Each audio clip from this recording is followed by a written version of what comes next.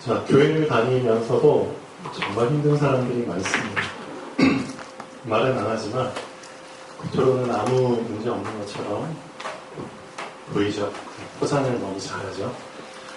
근데 속으로는 진짜 힘든 사람들이 많습니다. 이제 그 사람들이 하나님께 기도하죠. 어떻게 기도하느냐? 하나님, 저는 왜 이렇게 힘듭니까? 저는 왜 이렇게 자꾸 문제만 생기죠? 남들은 행복하다고 하는데 왜 저는 행복이 없죠? 이렇게 물어보죠. 하나님 믿으니까 당연히 남들 앞에서 이런 얘기는 할 수 없고, 왜? 하면은 다 뽀록 나잖아요. 그래서 혼자 있을 때 하나님께 물어보죠. 그럼 하나님께서 뭐라고 여러분에게, 혹시 여러분 중에 이런 분이 계시다면 하나님 뭐라고 답변을 하실까요? 의외로 답변은 간단합니다. 너 힘든 이유 딴 데서 찾지 마. 너가 힘든 이유는 반대로 살아서 그래. 반대로 살아서 그래. 연어가 이렇게 올라오잖아요. 남대천에도 연어 올라오죠. 그렇죠? 연어가 물살을 거슬러서 막 올라가죠. 엄청난 에너지를 소모합니다. 반대 흐름을 타서 올라가기 때문에 엄청난 에너지를 소모하죠. 근데 연어는 반대로 올라가는 명분이 있잖아요. 분명한 목표가 있잖아요. 뭘 위해서죠? 알을 낳기 위해서. 그래서 새로운 생명을 낳기 위해서 그런 명분은 있지. 응? 너는 그런 명분도 없이 그냥 반대로 살았잖아. 안 그래? 잘 점검해보세요. 하나님이 그냥 주신 그 흐름 속에 있으면 얼마나 좋아. 응? 그 흐름으로 하나님이 말씀 주셨는데 그냥 말씀 그냥 딱 믿어. 말씀이 시키는 대로 그냥 흘러가. 말씀은 힘이야. 말씀은 능력이야. 그 힘과 능력으로 말씀이 흐르게 한다고.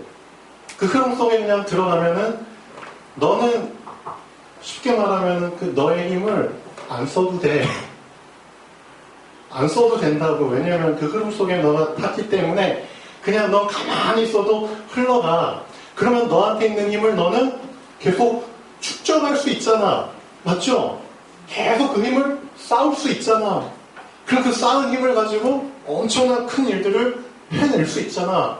남들은 다 힘이 소진돼가지고 그냥 여기저기 다 픽픽 쓰러져 가는데 넌 힘이 누적돼 있잖아. 그럼 그 힘을 가지고 살릴 수 있잖아.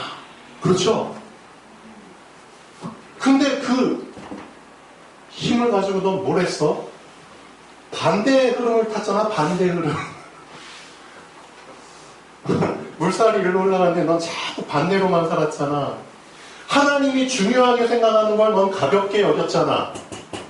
하나님이 가볍게 생각하는 걸 너는 중요하게 여겼잖아.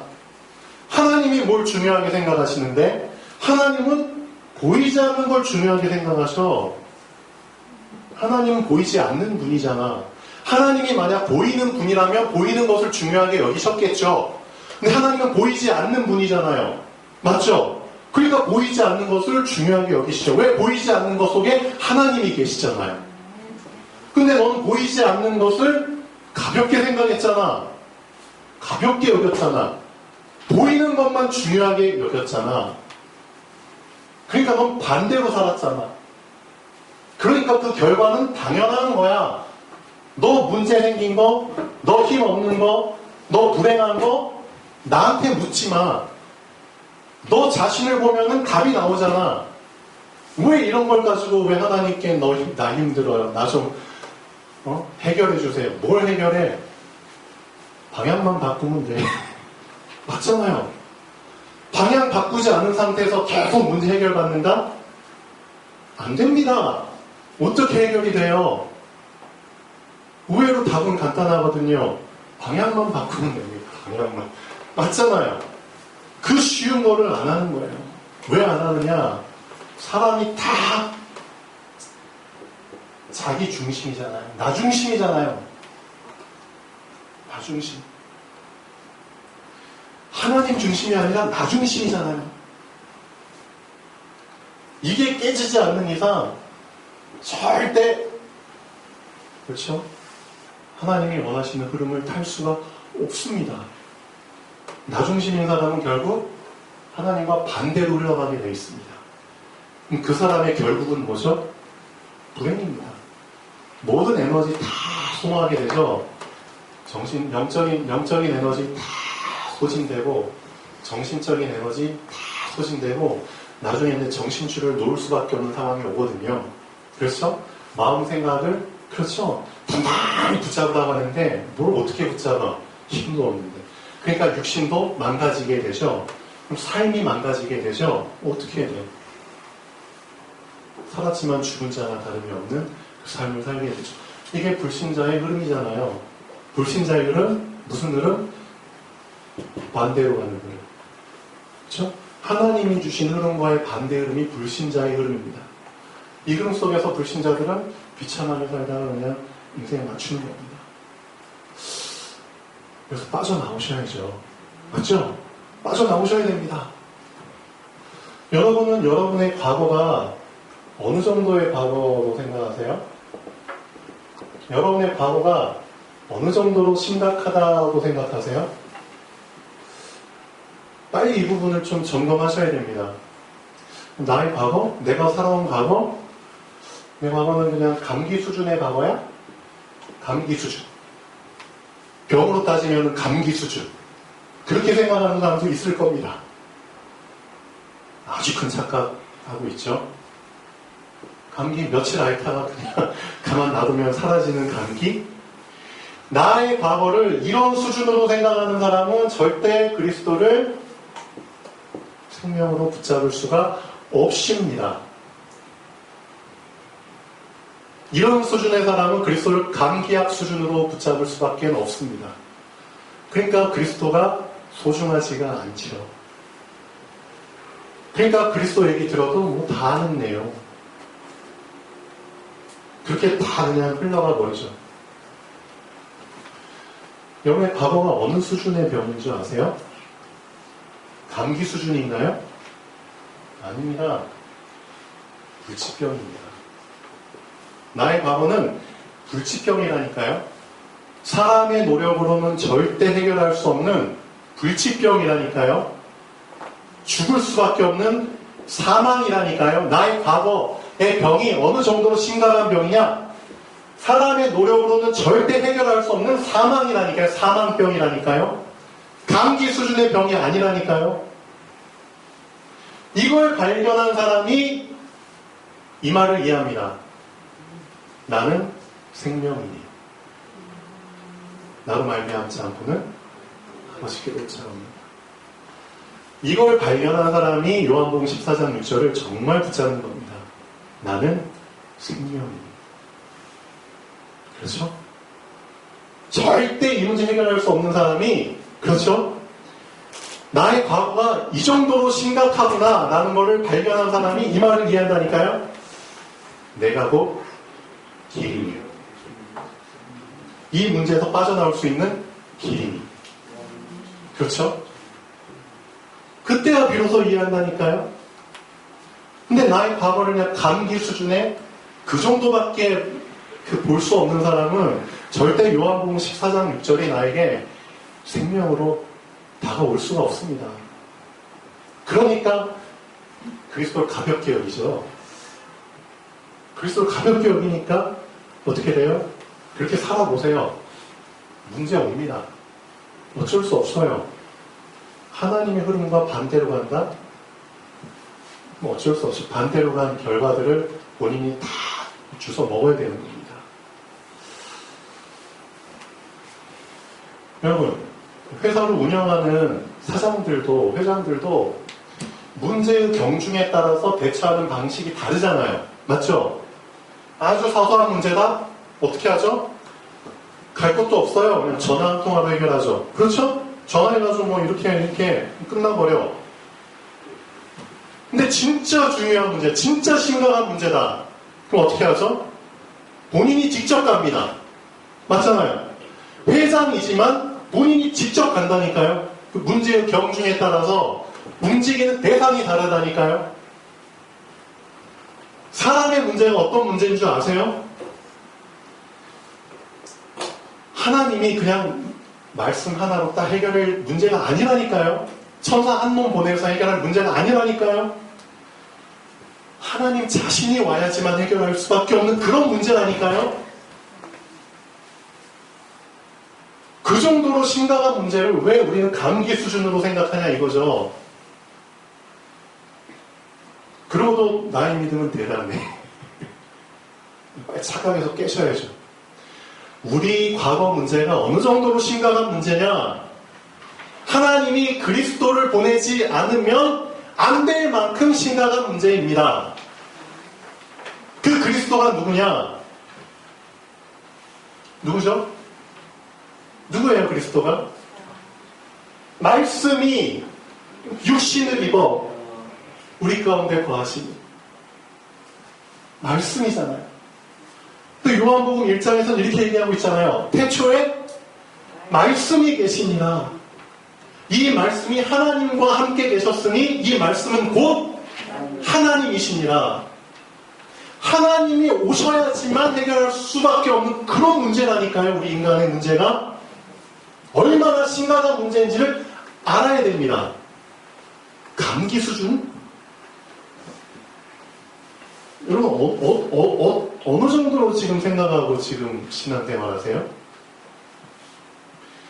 그래서 빨리 발견하십시오. 왜 자꾸 창세기 3장을 강조하느냐? 이 창세기 3장이 왜 심각한 줄 아세요? 인간이 문제를 저질러 버렸는데 어떤 문제를 저질러 버렸냐? 인간의 힘으로는 절대 해결할 수 없는 문제를 저질러 버린 겁니다. 그 정도로 심각한 문제를 저질러 버렸다니까요. 인간의 모든 수단 방법을 동원해서도 절대 해결 불가능한 문제를 저질러 버렸다니까요. 그게 창세기 3장입니다. 무슨 뜻이냐? 해결 안 되면 인간은 영원히 하나님과 결별하는 겁니다. 영원히 결별하는 겁니다. 영원히 죽는 겁니다. 그 정도로 심각한 문제를 인간이 저질러 버렸고요. 우리는 그 인간의 후손입니다. 우리가 원하든 원치 않든 우리는 그 절대 해결할 수 없는 문제 속에서 태어난 겁니다. 그런 인간에게 하나님께서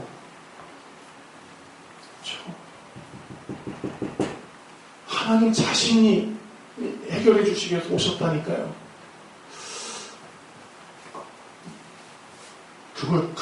그걸 안 붙잡고 뭘 붙잡는 겁니까, 도대체? 네? 여러분 도대체 뭘 붙잡으려고 이 자리에 오셨습니까? 그렇죠? 그리스도를 생명으로 붙잡으십시오.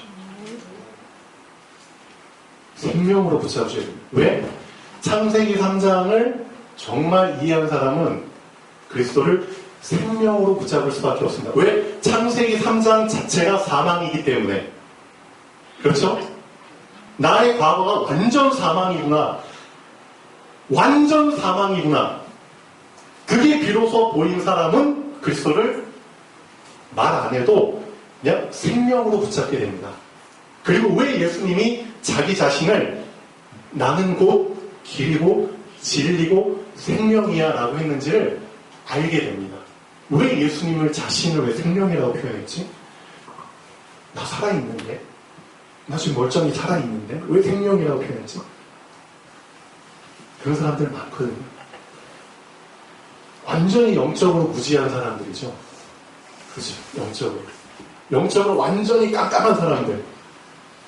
그 사람들은 생명에 대한 개념 자체가 달라요. 나 지금 살아있잖아. 여러분들은 어떻습니까? 그렇죠? 그래서 육에 속한 자는 육이 기준이 될 수밖에 없고요. 그렇죠? 영에 속한 자는 영이 기준이 될 수밖에 없습니다. 그렇죠? 그래서 이 교회 안에도 수준대로 지금 앉아 계시는 거고요. 그렇죠? 육에 속한 자는 육의 기준으로 말씀을 드릴 거고요. 그렇죠?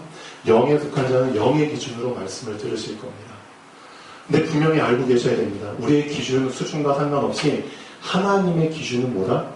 하나님은 영이시니 예배하는 자가 영과 진리로 예배드리는 게 하나님의 기준입니다. 그게 하나님의 수준입니다. 그거 붙잡아 있지만 흐름을 제대로 타는 겁니다. 하나님의 그 기준 수준을 못 붙잡았다? 미안하지만 반대로 타는 겁니다. 반대로 타는 사람은 힘 빠집니다. 힘 빠지면 쓰러집니다. 나중에 분명히 문제 옵니다. 정신적으로 오든 육신적으로 오든 삶에서 오든 분명히 문제 옵니다. 왜? 성경에서 그렇게 말하고 있거든요. 그래서 빨리 점검하십시오. 하나님 저 힘들어요. 그런 질문 하지 마시고요. 내가 반대로 살았구나. 내가 진짜 육에 속한 자로 살았구나. 영적인 거 다 놓쳐버리고 완전 반대로 살았구나. 그러니까 이런 결과가 온 게 당연하지. 그렇죠? 그 사람한테 해결책은 뭐죠? 똑바로 살면 되죠. 반대로 살았으니까 이제 똑바로 살면 되죠. 똑바로 사는 게 뭔데? 지금까지는 나 중심이었구나. 내가 주인이었구나. 그럼 이제는 하나님이 주인이 되면 되겠네? 그렇죠? 하나님이 보내신, 그렇죠? 해답. 그리스도 붙잡으면 되겠네? 그리스도 따라가면 되겠네? 그분이 하신 말씀들 붙잡고 믿으면 되겠네? 간단하잖아요. 진짜 간단하잖아요. 근데 왜 이걸 안 하냐 이거죠. 아직도 세상이 좋으세요? 우리 세상 경험 많이 안 하는 우리 랩런트들한테는 아직도 저 세상이 좋아요. 충분히 이해해요. 근데 여러분 인생 살 만큼 사신 분들이 아직도 세상 좋으세요?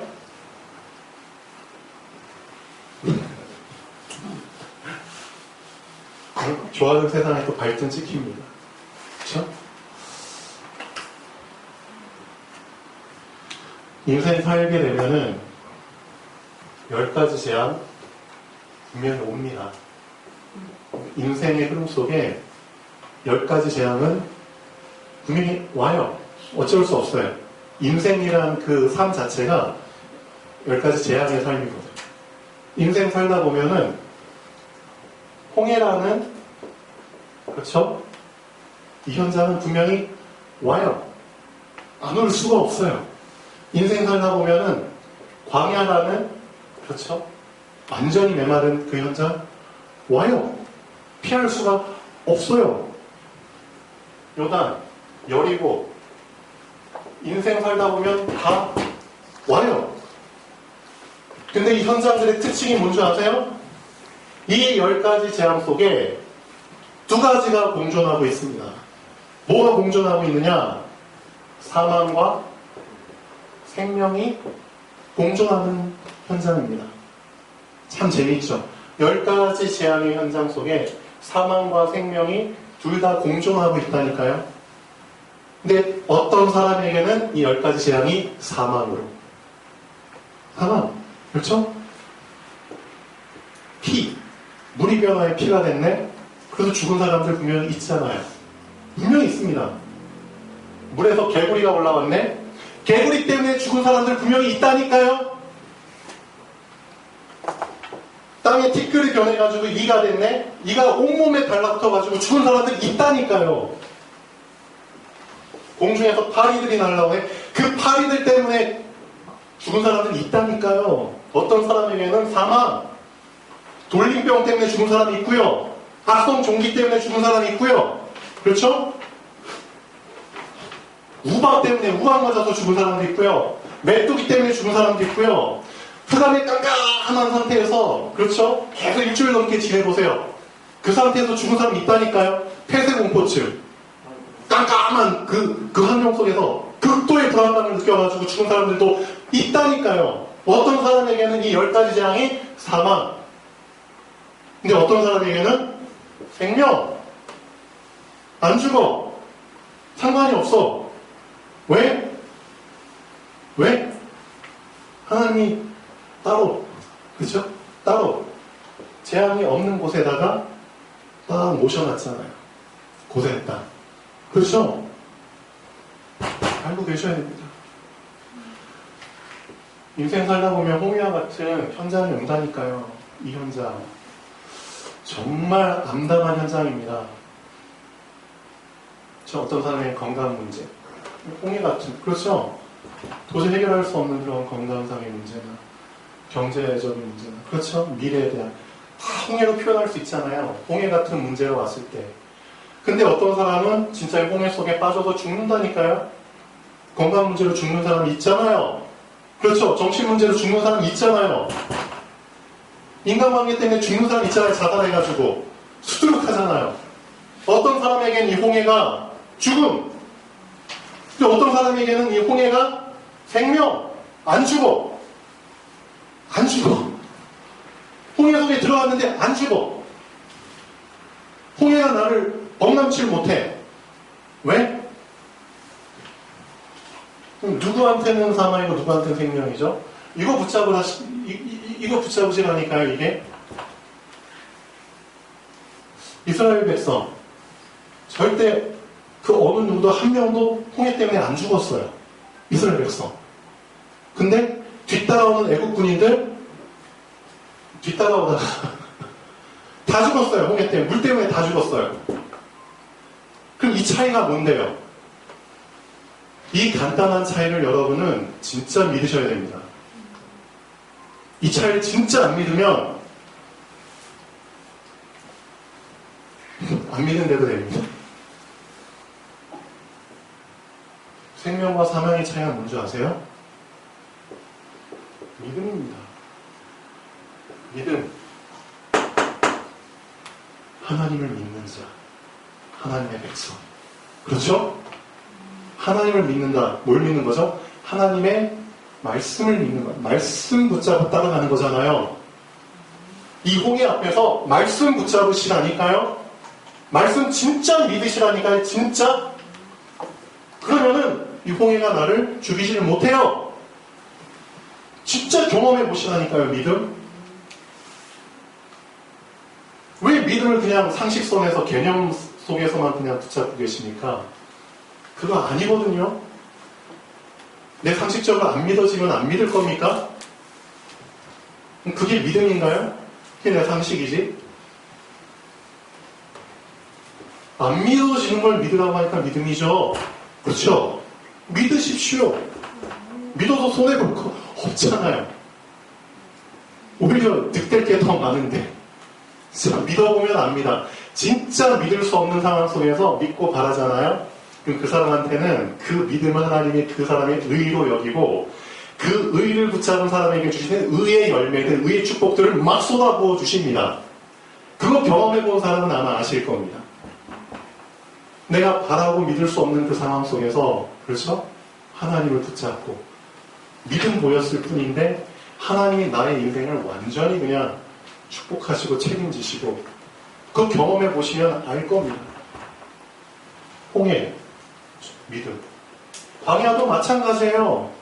인간적으로 절대 기댈 수 없는 상황 속에 하나님이 집어넣으셨다니까요. 인간적으로 아무리 머리 좋은 사람이 머리를 굴려도 어떻게 40년을 살아남아요, 광야에서. 물도 없는데, 음식도 없는데, 의식주를 위한 것들이 하나도 없는데 어떻게 40년을 살아남아요? 그런 상황 속에서 믿음. 맞잖아요. 믿음. 하나님께서 40년이나 살려주셨잖아요. 근데 이 가운데 죽은 사람들 많아요. 어떤 사람들? 안 믿는 사람들. 안 믿는 사람들. 근데 광야도 사망과 생명이 공존한다니까요. 이 사망과 생명을 구분짓는 유일한 게 믿음이라니까요. 믿는 자들은 살아남았잖아요. 믿는 자들은 요단 건넜잖아요. 믿는 자들은 여리고 돌았잖아요. 돌았잖아요. 믿는 자들이 여리고 무너뜨렸잖아요. 믿는 자들이 가나안 땅 정복했잖아요. 믿음 붙잡으십시오. 믿지 않았기 때문에 반대로 간 겁니다. 그러니까 믿음 없음을 여러분이 회개하셔야 됩니다. 사실 안 믿었기 때문에 반대로 산 거잖아요. 맞죠? 믿으십시오. 불신앙만큼 큰 죄가 없습니다. 뭐 아무리 인간적으로 육신적 따져서 암이 가장 큰 병이라고 하는데 그렇지 않습니다. 우리에게서 가장 큰 병은 불신앙병입니다. 그걸 사람들이 모른다니까요. 그냥 육신적으로 큰 병을 가장 큰 병으로 생각하는데 영적인 병이 더 큰 병이라니까요. 분명히 성경은 얘기하고 있습니다. 너의 영적인 병 먼저 고쳐. 맞죠? 영적인 병 먼저 고치면은 순서대로 육신 병도 하나님께서 알아서 해주시는 거야. 사랑하는 자, 네 영혼이 잘됨 같이. 네 영혼이 먼저 잘 돼야 돼. 그래야지 네가 범사에 잘 되고 강건하게 되는 거야. 이게 순서라니까. 너 흐름을 반대로 탔잖아. 영적인 건강은 그냥 완전히 그냥 굶어 죽게 만들고 육신적인 건강만 위해서 살만 띠룩띠룩 찌우고 말이 안 되잖아요. 그렇죠? 반대로 살아서 그래요. 반대로 해서. 모든 문제의 원인 반대로 해서 그래요. 반대로. 하나님의 말씀을 반대로. 그렇죠? 믿으라고 하는 걸 안 믿어서. 창세기 3장. 모든 문제의 근원 불신앙. 그럼 모든 문제 해결할 수 있는 방법은 신앙. 누구를? 그리스도를. 그렇죠.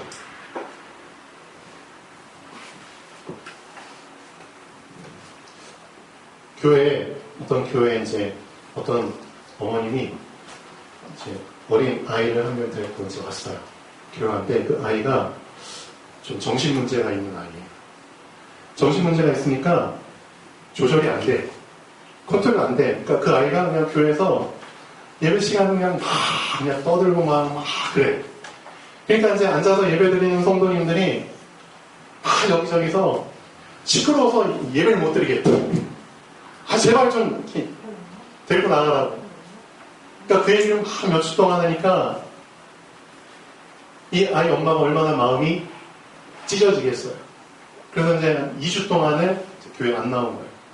그리고 나서 3주째 전에 이제 아이를 데리고 나와서 이제 목사님한테 따로 와서 이제 면담을 받은 거죠. 목사님, 제가 좀 이렇습니다. 저희 아이가 지금 좀 컨트롤이 안 돼서 성도님들한테 예배드리면 방해가 됩니다. 제 목사님 얘기 듣고 결정하겠습니다. 이제 그 목사님이 뭐라고 얘기하셨을까요? 뭐라고 얘기했죠? 신경 쓰지 마라. 신경 쓰지 마라. 네, 그 목사님이 이렇게 말씀하셨습니다. 떠들어도 계속 데리고 나가라. 떠들어도. 이유가 있다. 왜? 하나님이 우리에게 소망을 주셨지 않느냐. 소망을 주셨잖아. 어떤 소망? 믿음은 분명히 역사한다. 그렇죠? 소망을 주셨기 때문에 인내할 수 있는 거야. 괜찮아. 계속 데리고 나와. 그렇죠? 괜찮아. 떠들어도 돼. 분명히 소망에는 인내, 믿음에는 역사. 따르는 거야. 사도 바울이 유일하게 칭찬한 교회가 있죠. 데살로니가 교회. 그렇죠? 너희 믿음의 역사, 소망의 인내와 사랑의 소고가, 그렇죠? 나한테까지 들린다. 진짜 잘하고 있다. 그렇죠? 우리 교회가 붙잡아야 될 부분입니다. 아멘. 우리 교회 안에 이런저런 사람이 올 수 있거든요. 그렇죠? 잘난 사람도 오겠지만 못난 사람도 옵니다. 그 다 세상 기준이죠. 그렇죠? 얼마 전에 발냄새가 엄청 나는 한 청년이 왔어요. 근데 옆에 계신 분들은 진짜 마스크를 쓰고 있어도 마스크의 여과를 뚫고 냄새가 머리가 막 지끈지끈 아프고. 괜찮아요. 지금 안 나오지만 소망이 있는. 분명히 하나님께서 바꿔주십니다. 그렇죠? 아까 여러분 포럼하는 걸 제가 부딪히라고 하는 겁니다. 부딪히라고. 포럼을 통해서 부딪히지 않으면 사실 포럼이 아닙니다. 그렇죠? 내가 얼마나 나 중심으로 살았으면 나라는 사람의 생각이 이렇게 뾰족하겠어요. 그렇죠? 이 뾰족한 생각과 이 뾰족한 생각이 만나서 둘이 서로 막 칼싸움하고 있는데 안 부딪히겠어요? 서로 찌르면 아프죠? 그렇다고 그만둘 겁니까? 아니잖아요. 이런 소망의 인내가 있잖아요. 싸우면 싸울수록 어떻게 되죠? 무뎌집니다. 무뎌진다니까요. 이렇게 끝이 뾰족하던 게 계속 싸우다 보니까 이제는 끝이 뭉툭해졌네. 그렇죠? 그러면서 또 장점, 계속 싸우다 보니까 또 단련되잖아요. 그렇죠? 나 자신은 단련되고 나의 끝은 무뎌지고. 포럼의 목적입니다. 이게 길들여지는 과정입니다. 그래서 부딪혀도 계속 하십시오. 계속 하십시오. 그래서 소망의 인내. 그렇죠? 그리스도는 나를 그렇죠? 못 바꾸시는 그런 불가능한 그런 분이 아닙니다. 그렇죠? 모든 문제 해결하시는 분이잖아요. 그분에 대한 소망을 가지시고 계속 포럼하십시오. 계속 하십시오. 너무 잘하고 계십니다. 아멘. 자, 오늘 본론 보겠습니다. 본론에서 정말 중요하게 붙잡으셔야 할 부분이 있습니다. 왜 가볍게 여길 수밖에 없었는지를 좀 잘 진단하셔야 됩니다. 오늘 말씀 속에서 힌트가 나옵니다. 에서는 익숙한 사냥꾼이다. 태어난 성향 자체가 그렇죠? 어쩔 수 없어요. 하나님의 다 계획 속에서 태어나는 거기 때문에 그 사람의 성격 자체는 하나님께서 주관하신 거예요. 하나님께서 심으신 거기 때문에 우리가 어떻게 할 수가 없어요. 넌 왜 이렇게 수줍어? 응? 넌 왜 이렇게 그게 없어? 막 그러잖아요. 아니에요. 하나님께서 주신 거예요. 그래서 에서도 이미 태어날 때부터 외향적인, 그렇죠? 활발한, 그렇죠? 에너지가 넘치는, 그렇죠? 그러니까 당연히 그 성향 때문에 어떤 사람이 되죠? 밖에 뛰어나가 노는 그런 사람이 되는 거예요. 당연한 거예요. 그렇게 하다 보니까 사냥하는 걸 좋아하죠. 당연한 그 성향 속에서 자기의 당연한 전문성을 찾는 거예요. 그렇죠? 그러니까 어떤 사람이 됐다? 들 사람이 됐다. 들에서 뛰노는 사람. 똑같은 쌍둥이인데도 불구하고 야곱은 그 성향 자체가 조용해. 그러니까 당연히 어떤 사람? 집에 그냥 자기 장막에 집에 거하는 집사람이 됐다. 그렇죠. 집에 거했기 때문에 누구를 자주 만나요? 엄마 아빠를 자주 만나죠. 근데 제가 말하고 싶은 건 뭐냐면은 그 성향을 잘 활용하라는 겁니다. 여러분의 성향은 어쩔 수 없어요. 근데 그 성향을 잘 활용하라는 겁니다. 잘 활용할 무슨 뜻이죠?